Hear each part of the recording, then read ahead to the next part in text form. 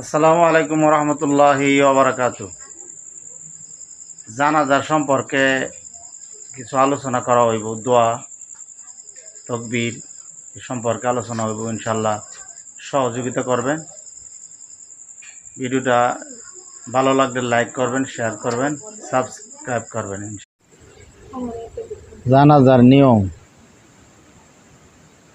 4 তকবীরে জানাজার নামাজ পড়ি, আল্লাহু আকবার বলে তাহরিমা বাঁধবে। অতঃপর সানা, যেটা আমরা নামাজের মধ্যে পড়ি, সুবহানাকা আল্লাহুম্মা ওয়া বিহামদিকা ওয়া তাবারাকা ইসমুকা ওয়া তাআলা জাদ্দুকা ওয়া জাল্লা সানাউকা অত আনিবেশ হয়ে তকবীর।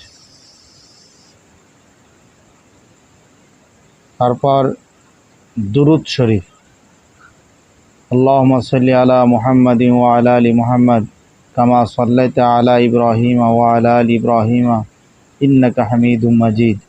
আল্লাহুম্মা বারিক আলা মুহাম্মাদিন ওয়া আলা আলি মুহাম্মাদ কামা বারাকতা আলা ইব্রাহিম ওয়া আলা আলি ইব্রাহিম ইন্নাকা হামিদুম মাজিদ। অতঃপর তকবীর। এই তকবীরের পরে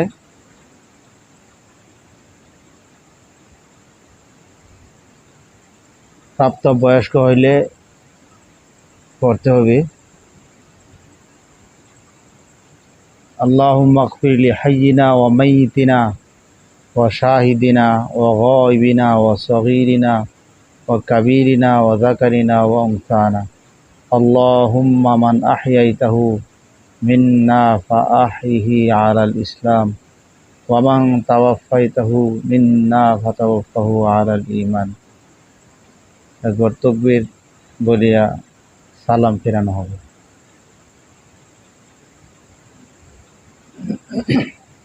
যদি নাবালেগ ছেলে হয়, নাবালিগ ছেলের জানাজার দোয়া হইতেছে।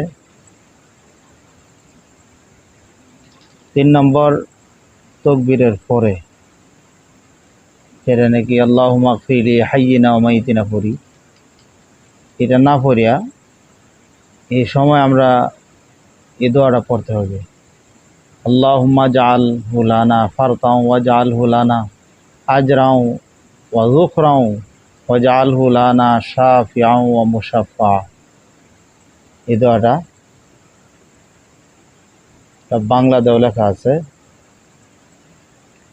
যদি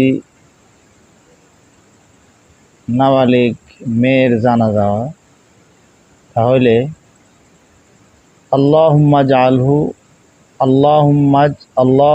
জাআলহা লানা ফারতাও ওয়া জাআলহা লানা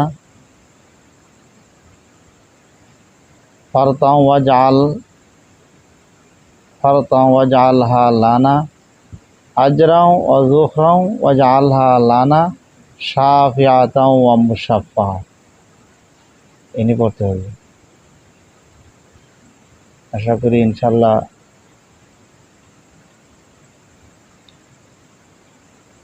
ভালো লাগলে ইনশাল্লাহ শেয়ার করবেন। আল্লাহ পাক সবাইকে আমল করার তৌফিক দান করুক। আমিন। আসসালামু আলাইকুম।